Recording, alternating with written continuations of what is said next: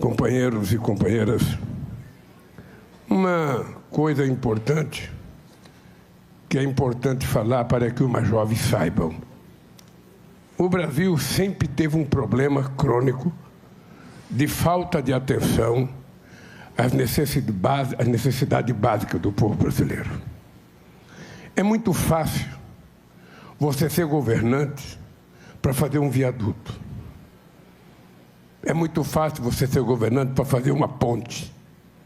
Agora, é muito difícil você ser governante para fazer aquilo que o povo tem necessidade prática, rápida e muito necessária.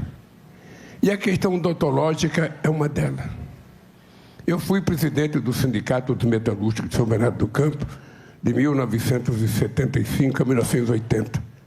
E o sindicato tinha um departamento médico que tinha médico e dentista. E naquele tempo, as pessoas iam no dentista, a gente só obturava e arrancava. Não tinha tratamento de canal, não tinha mais nada. E muitas vezes, ô Leandro, o peão, no sábado e domingo, ele exagerava no mé, e ele queria faltar na segunda-feira, e naquele tempo a fábrica pagava se o cara arrancasse um dente. O cara ia no sindicato e pedia para arrancar um dente.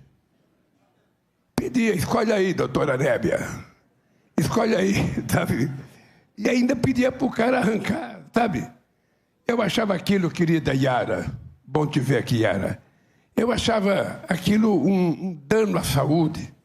E eu fui descobrir que as indústrias automobilísticas, mesmo sendo as indústrias mais avançadas do nosso país, no plano de saúde que ela oferecia aos trabalhadores, não tinha dentista. E eu fui uma vez, meu caro doutor Cláudio, eu fui uma vez fazer uma palestra na Academia São Paulista de Medicina, e eu horrorizei os cientistas que estavam lá, porque eu disse para eles, nós temos um problema crônico no Brasil. Por onde entra a comida não é tratado como uma questão de saúde pública. E por onde saem os dejetos feitos pela comida é tratado como uma questão de saúde pública. Eu não estou querendo ter prioridade. Os dois têm que ser tratados como saúde pública. E eles ficaram horrorizados. Porque eles não sabiam que as pessoas pobres naquele tempo... Eu sou de um tempo, doutor Cláudio, em que a gente embezedor para tratar do dente. Você levantava com dor de dente e você procurava um benzedor, e muitas vezes ele fazia uma reza. Às vezes ele mandava você amassar um dente de alho e colocar dentro do buraco do dente. Às vezes ele mandava você molhar um algodão dentro do álcool e colocar o algodão dentro do dente. E às vezes você passava o dia colocando álcool dentro do buraco do dente e não sarava, você tinha que ir no dentista. E como o dentista era uma coisa rara, era cara, os pobres não iam e ficavam sem dente. Eu lembro, doutor Cláudio, e posso dizer isso de cátedra, não tem lugar nenhum do mundo que tenha a qualidade dos dentistas que tem o Brasil. Lugar nenhum do mundo. Nem os Estados Unidos da América, com a arrogância deles, tem a qualidade de dentista que nós temos. E eu falo isso com muito orgulho, porque eu fui a Portugal defender os dentistas brasileiros. Em Portugal, o cara não faz um curso de dentista, ele faz um curso de medicina. E ele faz a especialidade dele em odontologia, 1 ano só. E ele então vira dentista, um dentista meio mequetrefe, porque só 1 ano. E os brasileiros que estavam lá, que eram um bom dentista, trabalhavam de bagrinho para eles. Eles contratavam, terceirizavam o brasileiro, e os brasileiros faziam o trabalho que nem bagrinho no porto. Sabe aqueles caras que não são do porto, ficam lá na espera que chega um navio para carregar. Quando chega o navio para carregar, eles são chamados, ganham muito pouco. O dentista nosso era assim. Eu fui no meu primeiro mandato com o presidente de Portugal, e nós conseguimos fazer um acerto para que os dentistas brasileiros adquirissem o direito de serem cidadãos dentistas, e eles passaram a trabalhar, então, com consultório próprio. E assim, eu fui adquirindo experiência com a questão da saúde odontológica nesse país. Uma vez eu tinha um ministro da Agricultura, ministro do Desenvolvimento Agrário, Paulo, que foi participar de um congresso de propriedade rural de pequenos na Alemanha. E ele fez uma revista maravilhosa, bonita. E no meio da revista tinha uma capa com uma senhora bonitona, devia ser filha de italiana ou de alemão no Rio Grande do Sul, ou Santa Catarina, com a bochecha bem vermelha, sabe, sorrindo. E de perto dela um monte de planta, de coisa que ela tinha colhido, alface, pepino, cenoura. E do lado dela, um senhor negro, alto, sorrindo, sem nenhum dente aqui na boca. Eu chamei o ministro e perguntei: escuta aqui, por que você colocou essa fotografia desse senhor negro sem dente? Você acha isso bonito? Você acha isso bonito, cara? Isso é fotografia para você colocar representando o Brasil no exterior, um cara sem dente e ainda negro? Você não acha que isso é preconceito? Eu lembrei do Joãozinho 30. Quem gosta de miséria é intelectual. Pobre gosta de coisa boa. Eu falei para ele: você pode anular essa revista, joga essa página fora e faz uma foto de um cara com dente. E aí, eu resolvi criar o Brasil Sorridente. A ideia de criar o Brasil Sorridente era fazer com que essas ambulâncias fossem ao local mais longínquo, onde as pessoas não têm dentista, e mesmo na periferia das grandes cidades. Porque às vezes a gente pensa que a miséria está só longe, às vezes ela está vizinho da gente e a gente não enxerga. Não é todo mundo que mora na cidade que tem dinheiro para pagar um dentista. Não é todo mundo. Então, se você procurar na periferia de Sorocaba, você vai encontrar gente morando aqui no centro de Sorocaba que tem problema odontológico, tem problema de dente e não tem dinheiro para tratar. É para isso que serve o nosso serviço. É para tratar de todas as pessoas, mas preferencialmente a gente pegar aquelas pessoas que não podem gastar. Uma pessoa que ganha pouco, que está aposentado, que precisa fazer uma prótese nova, é para isso que a gente serve. Porque neste país os mais jovens têm que aprender uma lição. Teve ano aqui nesse país, nos anos 80, nos anos 70, em que em muitos lugares desse país, os candidatos a prefeitos, a governadores, levavam uma cesta de dentadura pronta. Uma cesta. Chegava numa região, chamava as pessoas que não tinham dente, ia pedindo para as pessoas experimentar como se fosse um sapato. 38, 39, 40, 44, está apertado, está folgado. Ora, não era possível a gente permitir que uma pessoa escolhesse uma prótese como se fosse uma coisa trivial. Ou seja, para você usar uma prótese, tem que ter um molde. Aquilo é delicado. Você tem que experimentar uma vez, duas vezes, morder, experimentar, morder. Às vezes muita gente não acostuma, dorme colocando a dentadura dentro de um copo d'água. Vocês que têm pai, mãe e avó sabem disso. Então o que faltava, na verdade, era tratar as pessoas apenas com respeito. Porque as pessoas mais humildes desse país não querem ser tratadas com luxo, a gente quer ser tratado com respeito. E ter dente na boca. Uma vez eu recebi uma delegação de trabalhadores sem terra que tinha um acampamento no porto de Suape, em Pernambuco. E nós sentamos numa mesa para conversar e eu coloquei uma tigelinha de castanha de caju e todo mundo comia e um cara não pegava. Eu perguntei para o cara: você não gosta de castanha? Ele falou: presidente, eu gosto. Mas olha a minha boca, abriu a boca, não tinha um dente, eu não posso mastigar. E o cara que não tem um dente, ele não mastiga carne, não mastiga castanha, não come amendoim, não sorri, tem medo de mostrar a boca. Ou seja, garantir que essas pessoas tenham acesso ao mínimo necessário, é preciso que a gente saiba mais do que fazer ponte ou viaduto. É preciso que a gente saiba fazer aquilo que o povo necessita: carinho, aconchego e tratá-lo com o amor que é preciso tratar. Porque tem muita gente que não sabe que isso é necessidade. Tem muita gente que não se dá conta, sabe, que não faz falta. Até acha bonito. Nossa, que moça bonita sem dente. Ora, alguém pode ser bonito sem dente? Não é possível. Não é bonito, não é moral, não é decente. Não para a pessoa, para o Estado que deixa a pessoa ser daquele jeito. Para o Estado. Então, o que nós queremos é provar que é possível tratar esse povo com o mínimo de decência, com o mínimo de respeito. Mas tem gente que não gosta que a gente faça isso. Tem gente que não gosta porque quando um governo como o meu investe 400 bilhões de reais para fazer política de inclusão social, tem gente que não gosta. Tem gente que acha que esse dinheiro deveria estar na especulação. Os banqueiros, para que gastar dinheiro com pobre? Esse Lula é um babaca. Pobre querer dentista, pobre querer... Agora o mais de especialidade que nós estamos fazendo, agora tem especialidade. A minha agonia, e o Padilha sabe disso desde 2012, é que as pessoas mais humildes aqui de Sorocaba, eles conseguem numa UPA, eles conseguem no UBS, eles conseguem fazer a primeira consulta. Aí quando ele faz a primeira consulta, o médico fala, olha, o senhor está com... o coração, o senhor está batendo fora de ritmo, então você precisa procurar um cardiologista. Aí a mulher sai do consultório do médico, vai na secretaria da UBS, olha, o doutor disse que é para marcar um cardiologista.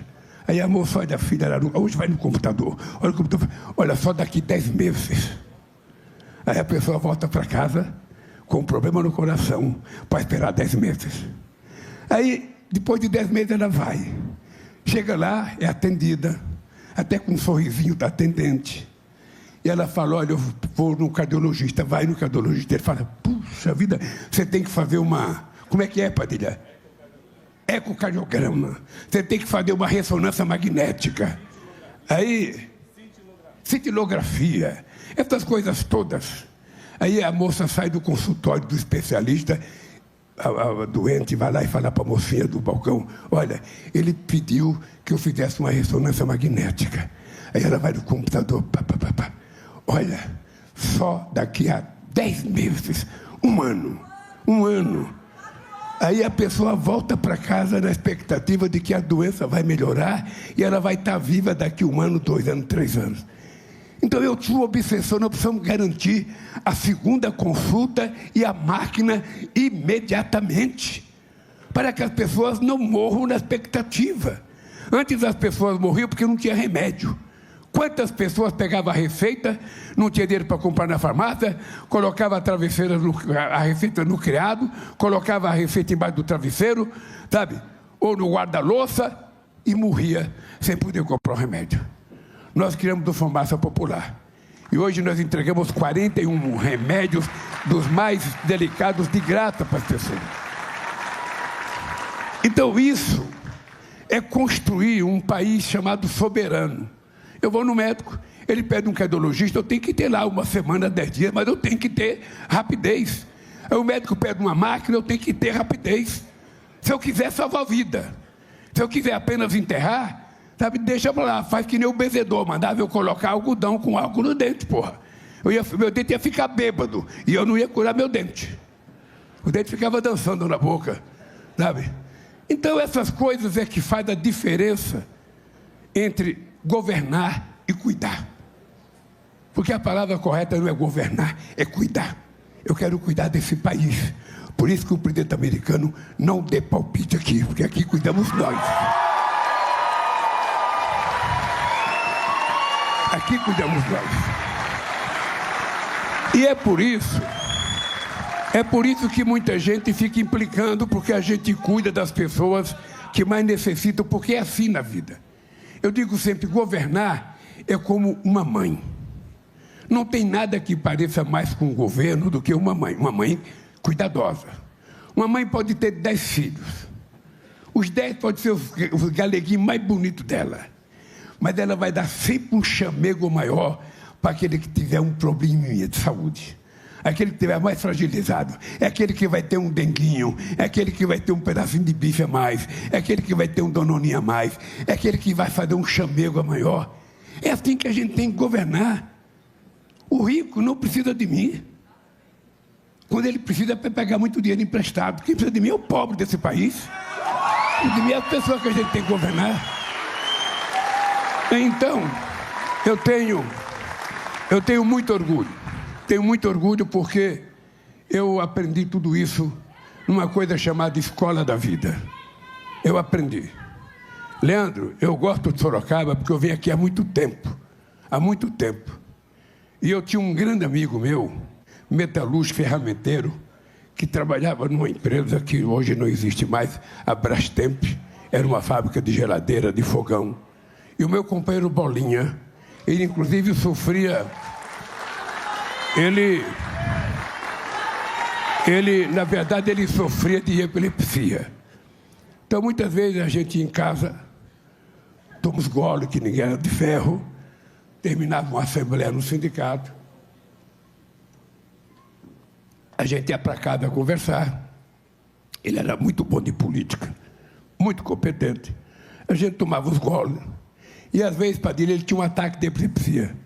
E eu tinha que levar ele na Vila Baeta, às vezes, meia-noite, 1h da manhã, eu levava o Bolinha para casa. E nós fizemos uma amizade extraordinária até que ele veio para Sorocaba. E aqui em Sorocaba, para minha surpresa, ele falou: Lula, eu vou ganhar aquele sindicato. E pouco tempo depois ele virou presidente do sindicato. E era uma figura excepcional. Eu era presidente, eu vim aqui no enterro dele, no meu segundo mandato. Então, a minha relação com Sorocaba, além dessa relação com o sindicato, a relação com Hamilton, com a Yara, que são fundadores do PT, vereadores, deputados federais, deputados estaduais. Então, eu acho essa cidade uma cidade bonita. É uma cidade bonita, é uma cidade que tem um padrão de vida acima da média de outras cidades. E eu fico feliz com isso, porque os trabalhadores morando bem, sabe, as pessoas querem morar bem. Ninguém faz opção por ser pobre. Ninguém. Todo mundo quer ter o melhor. Todo mundo quer se vestir bem. Todo mundo quer morar bem. Todo mundo quer educar bem os seus filhos. É para isso que a gente nasce, fica adulto, casa, constrói família. O maior sonho de uma mãe é ver a filha formada. É ver um filho formado. Não tem nada mais sagrado, não é dinheiro que ela tem para dar para o filho. É educação que faz a diferença na vida das pessoas. É educação. É por isso que aqui em Sorocaba, sabe, eu fiz a primeira universidade federal desta cidade, fui eu que fiz. Porque tem uma história para os prefeitos de outros estados saber o seguinte: aqui em São Paulo houve uma revolução em 32. Uma tentativa de golpe contra o Getúlio Vargas, em 32. E o governo federal, o Getúlio, derrotou os paulistas, que é a chamada Revolução de 32. Não tem nada de revolução, foi uma tentativa de golpe dos paulistas, da elite paulista, para não deixar Getúlio governar esse país. Bom, o Getúlio ganhou. Então, os paulistas, muito espertos que eram, vocês querem saber a esperteza de paulista? É só conhecer a história dos bandeirantes. É só conhecer. Aí o que acontece? Os paulistas falaram: bom, o Getúlio ganhou o poder, mas a inteligência vai ser nossa. E criaram a USP em 32. E a USP, efetivamente, é o maior centro de inteligência desse país, porque é a única universidade brasileira que está entre as 100 melhores do mundo. E é verdade que São Paulo produziu grandes quadros para governar esse país. Então, a influência de São Paulo é muito grande. É muito grande. E não tinha Universidade Federal em Sorocaba, não tinha em São Bernardo, não tinha em Santo André, não tinha em Osasco, não tinha em Guarulhos, não tinha em Santos. E eu, então, que era o único presidente da República que não tem o diploma universitário, eu falei: eu vou fazer as universidades federais nessa cidade. E sinto orgulho de ser o presidente que mais fez universidade na história desse país. E sinto orgulho de ser o presidente que mais vou entregar institutos federais. Eu, quando peguei o governo em 2003, o Brasil tinha 140 institutos federais. E o primeiro dele foi feito em 1909, na cidade de Campo de Quataguases, pelo presidente Nilo Peçanha. Em 100 anos foi feito 140 institutos federais. Pois eu Em 15 anos, em 12 anos, vou entregar 782 institutos federais nesse país. Para formar as nossas meninas e os nossos meninos. Para formar as nossas meninas e os nossos meninos. Eu quero, Leandro, que todo menino possa ter uma profissão. Porque a pessoa com uma profissão, ela fica muito melhor de vida. Eu, graças a uma profissão, minha mãe é analfabeta. Eu sou o primeiro filho da minha mãe a ter um curso primário. Eu sou o primeiro a ter um curso técnico. Por conta disso, eu fui o primeiro a ter um carro, o primeiro a ter uma geladeira, o primeiro a ter uma televisão, o primeiro a ter uma casa e o único a ser presidente da República, por causa de uma profissão. Então eu quero que os jovens, os homens aprendam. Vocês, homens que estão aqui, sabem o que é procurar emprego com profissão e tem profissão. E, sobretudo, para as mulheres. O estudo para as mulheres tem um significado maior. Tá? Eu sou de uma geração em que as mulheres faziam um curso de corte e de costura. Né? Tinha 2 cursos que as mulheres faziam, corte de costura e culinária, que era para poder cozinhar e costurar para a família. Então, eu quero que a mulher estude, porque a mulher, além da profissão, dá mais qualidade no salário, a profissão da independência. A independência é uma coisa sagrada.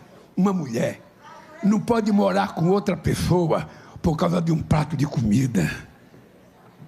A mulher tem que morar com uma pessoa se ela quiser morar, se ela gostar da pessoa e da pessoa tratar ela bem. Porque se não tratar, mete o pé no fundilho dele e deixa ele procurar outra. Sabe? Porque senão a gente não vai criar um mundo saudável. Um mundo que todo mundo sonha, a família vive em harmonia. É para isso que a gente faz as coisas nesse país. E é por isso que a gente vai continuar fazendo. Ontem, eu aprovei, Padilha, para mandar para o Congresso Nacional uma lei que vai distribuir gás de cozinha de graça para 15 milhões e 500 mil famílias. Vocês sabem que a partir do mês passado, quem consome até 80 kW de energia não vai pagar mais energia. E quem consome até 120 vai pagar apenas a diferença entre 80 e 40. Porque a energia está muito cara. E no Brasil, só para vocês terem ideia, o pobre usa energia no mercado regulado, que é a energia regulada pelo governo. O rico usa energia no mercado livre. Sabe qual é o resultado disso? O rico paga mais barato do que os pobres. É isso. É por isso que eles privatizaram a Eletrobras. O benefício para quem? Quem é que ganhou? Quem é que ganhou com a privatização da BR, distribuidora da Petrobras? O que sobrou para nós? Nada. Então, eles têm que saber que comigo é assim. Ou seja, o Estado tem que ter finalidade. E a finalidade do Estado é cuidar de todos. É cuidar de todos. E não quero privatizar a empresa pública. Eu quero que a empresa pública sirva o público. Que nem o Banco do Brasil faz. Que nem a Caixa Econômica faz. Aí aquela que der prejuízo vai ter que dar lucro. Porque senão a gente não consegue fazer as coisas que o povo necessita. Então, Padilha, é o seguinte. Eu quero te dar os parabéns. Porque eu acho que mesmo na área da saúde nossa, mesmo junto ao Ministério da Saúde, sabe, na área da saúde no Brasil, tem gente que acha que saúde bucal não é prioridade. Ele não é dentista, ele não considera dentista médico, então para que cuidar disso? Então a gente tem que teimar, a gente tem que insistir, a gente tem que provocar. Aquilo que é bom, nem sempre as pessoas atendem. Outro dia eu tive uma discussão com o Padilha, discutindo com ele como fazer para chegar a... Não, a questão das meninas, da jovem. A dignidade menstrual. A dignidade menstrual. Ou seja, nós estamos distribuindo de graça. Aonde distribuir? Na escola? No correio? Porque muitas vezes as pessoas não têm dinheiro para comprar. Então nós precisamos garantir que as pessoas tenham um mínimo de decência. Até um dia a pessoa melhora de vida e vai comprar. Fralda geriátrica. Quantas pessoas idosas passam necessidade e não têm dinheiro para comprar? Quem tem que cuidar? É o Estado. E nós agora vamos estabelecer uma política de cuidado nesse país. Porque a sociedade brasileira está ficando velha. E a gente só conta o trabalho que a gente faz na fábrica, o trabalho que a gente faz no escritório, e não é levado em conta o trabalho que a gente faz dentro de casa. Às vezes, dentro de casa, a mulher cuida de um filho com problema de saúde, cuida do marido com problema de saúde, e não é levado em conta, não é tido como trabalho. Ela não ganha nada, não tem direito a nenhum benefício. Então, nós precisamos começar a mudar essa lógica de governar o país, para a gente poder fazer esse país ser grande, ser um país bem, que está... Soberania é isso. Soberania não é apenas cuidar da nossa fronteira, do nosso mar, da nossa floresta, é cuidar do povo. Cuidar do povo, isso sim é a soberania de um país. É por isso que nós não temos medo de ninguém gritar com a gente. Aliás, nós somos educados, eu não grito com ninguém. E educação, a gente não aprende na faculdade, a gente aprende no berço. A gente aprende dentro de casa. E dignidade a gente não compra no shopping. Dignidade a gente não compra no free shop também. Dignidade a gente aprende dentro de casa, com o pai e com a mãe. É por isso que nós precisamos criar uma sociedade diferente. E é por isso que vocês têm que prestar atenção nessa questão dessa loucura da rede digital. É preciso que a gente aprenda a separar o joio do trigo, o que é mentira e o que é verdade. Porque a minha mãe dizia quando eu era pequeno, a mentira voa, a verdade engatinha. E é assim mesmo. E vocês sabem que nesse país tem uma fábrica de mentira. Tem uma fábrica de mentira. Todo dia vocês veem a quantidade de mentira. Por exemplo, tem uma mentira que diz que eu já morri, eu sou um clone. Você viu que esse dia eu subi uma rampa correndo? Aí, não, isso não é o Lula, esse é um clone. O Lula já foi. Eu já sou o quinto Lula. Já sou o quinto Lula. Deus queira que eu seja o sétimo, oitavo, décimo Lula, porque eu quero viver até 120 anos. Eu tenho direito. Dizem que o céu é muito bom. Quem quiser minha vaga pode pedir que eu dou. Eu quero viver aqui na terra mais um pouco. Eu quero viver aqui na terra. Então, eu vou precisar que vocês também tenham esse desejo. Viver muito. Viver muito, se cuidar. Quem é que levanta de manhã e anda 1 hora? Quem é que faz alongamento? Sobretudo, a gente tem que cuidar das pernas. Porque essa barriga da perna aqui é o segundo coração da gente. Se a gente não fizer exercício com a perna, ficar sentado no sofá, vendo novela, vendo lá, ou no computador, só mexendo assim, a gente vai durar pouco, cara. Eu vou fazer 80 anos, dia 27 de outubro. De 80 anos. Eu digo para todo mundo aqui, eu hoje tenho mais resistência física do que quando eu tinha 65 anos de idade. Hoje eu consigo correr, hoje eu consigo andar 6 quilômetros, 30 minutos a 6 quilômetros por hora e 30 minutos a 8 quilômetros por hora, sem cansar. Eu consigo fazer porque eu me cuido, eu quero viver muito. E eu queria que vocês fizessem isso. Levante, andar de manhã, vai comprar pão a pé, sabe? Não vá de carro, vai comprar pão a pé. Pegue sua mulher de domingo, seu marido, e dê uma voltinha com ele, anda um pouquinho. Sabe? Estica as pernas, faça um alongamento, cuide-se. Porque daqui a pouco você está entrevado numa cama. Para que a gente serve entrevado? Para nada. Então eu não quero me entrevar. Eu qualquer dia vou subir a rampa do Palácio Planalto correndo para ver quem é que vai me acompanhar. Então o jeito é o seguinte. Ó, se prepare para a seguinte questão. Um mandato do Lula incomodou muita gente. 2 mandatos incomodou muito mais. 3 mandatos, muito mais. Imagina se tiver o 4º mandato, como é que eu vou ficar incomodado. Então se prepare. Se prepare que tem coisa aí pra frente. Um abraço, viva o Brasil sorridente e viva os dentistas brasileiros.